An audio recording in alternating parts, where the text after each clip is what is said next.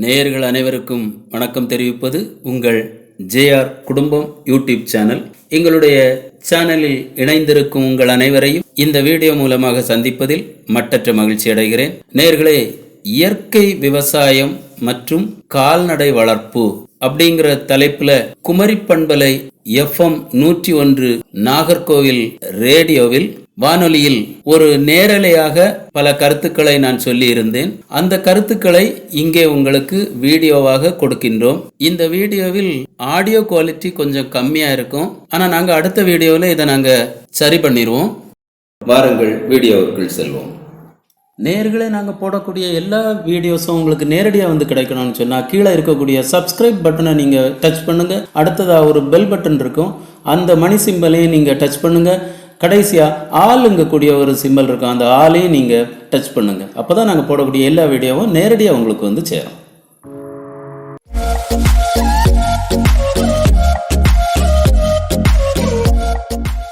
சமூக ஆர்வலர் மேலக்கசன்புதூர் எஸ் ஜெகதீஸ்வரலிங்கம் அவர்கள்.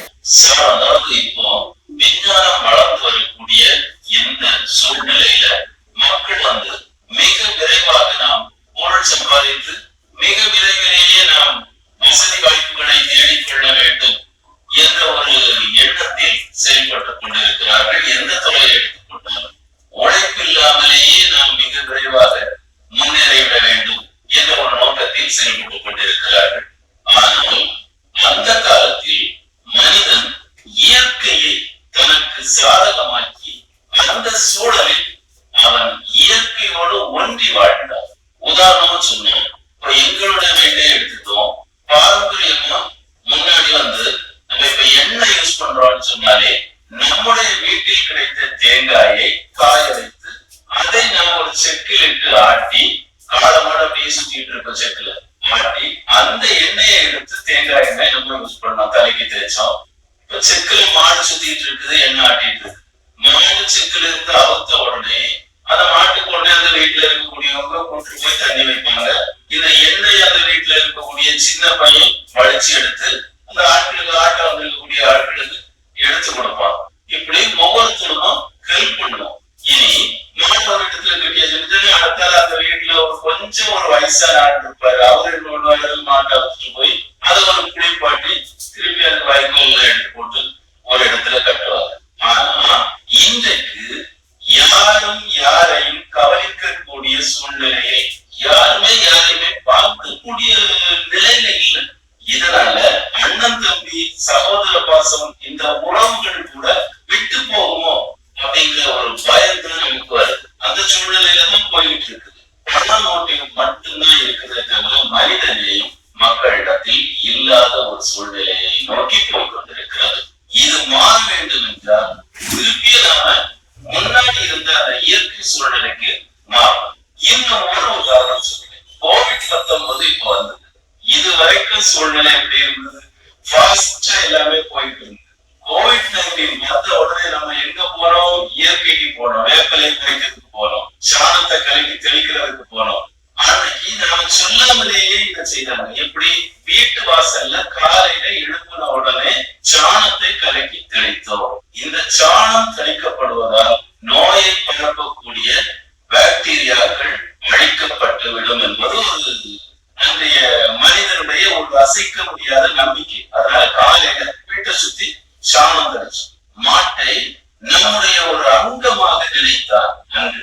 காரணம் என்ன சொன்னா, மாடுதான் நமக்கு மிக முக்கிய பங்கு. எல்லாருடைய வாழ்க்கையிலும் ஒரு தாய்ப்பால் இல்லாம இருந்தா கூட அந்த மாட்டினுடைய பாலை வச்சே அந்த குழந்தைய நம்ம வளர்த்தலாம். அதே மாதிரி எந்த ஜீவனாகட்டும், ஒரு நாய்க்குட்டியாகட்டும், ஒரு கோழிக்குட்டியாகட்டும், எதுவாக இருந்தாலும் ஒரு குட்டியில பால் இல்லைன்னு சொன்னா உடனே நம்ம மாட்டை தான் ஆடும். மாடு ஒரு நிறைந்த ஒரு செல்வம். அதில் உள்ள சாணம், அதில் உள்ள மூத்திரம், அதே மாதிரி பால், வெண்ணெய், தயிர், நெய் எல்லாமே நாம ஒன்னொன்னுக்கு ஒரு வரைக்கும் நம்ம இன்னைக்கும் பயன்படுத்திட்டு தான் இருக்கிறோம். இதை நாம மறக்கவும் முடியாது, மறக்கவும் முடியாது. அன்றைய காலகட்டத்துல பசுமையுடைய ஒவ்வொரு பொருட்களையும்